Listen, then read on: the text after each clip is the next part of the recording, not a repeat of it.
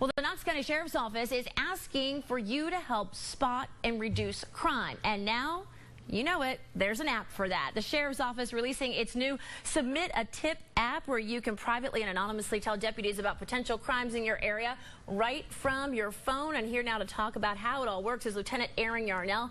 Thank you so much for joining us tonight. Hey, pleasure to be here. Let's talk a little bit about this. Exactly how does the app work? I think all of us have smartphones or tablets now. How does it work to actually get the crime and the information back to you? It's actually a really easy process. The app's available in the Android market and the Apple iOS market. It's a free app available for download now. Once you download the app, you're able to actually submit any type of criminal offenses tips that you want to give us. It's an easy template.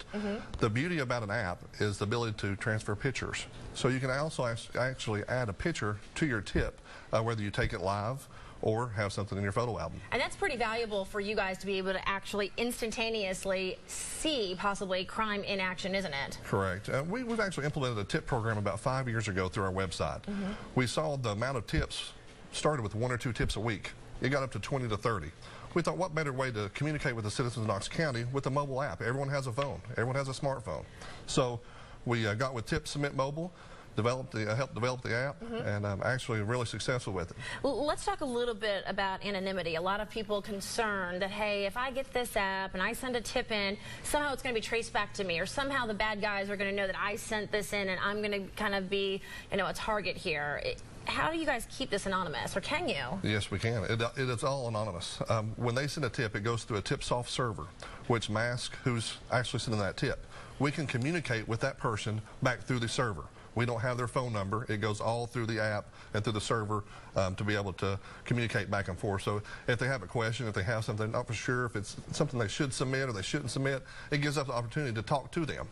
Now, when you started the other tip line, you were saying through your website, did you see, I know you saw an increase in tips, did you see an increase in kind of crime solved and arrest because of having that instantaneous feedback right there online? We did. It's actually very interesting. When we started getting these tips, and we were able to give them to the departments that's handling those particular crimes. Tips from anything from burglaries to thefts to homicides. A lot of narcotics tips. With the new Tip Submit mobile app, it makes it easier. And the ability to attach pictures to that also. And people can still text tips as well. Where do they text their tips to? They sure can. If they don't have a smartphone, they cannot download the app. They can text the word crimes in their to section of their text mobile, SMS text, and the first word being Knox. Okay. That flags it for the Knox County Sheriff's Office. And also, there's a tip line through our Tip Submit Mobile for schools. So if kids want to submit tips to the schools, it goes straight to school security. And that's been pretty valuable as well. I've done a few stories on that. Well, Lieutenant Yarnell, thank you so much for coming in. There's an app for everything these days. There sure is. We appreciate it. Thank you.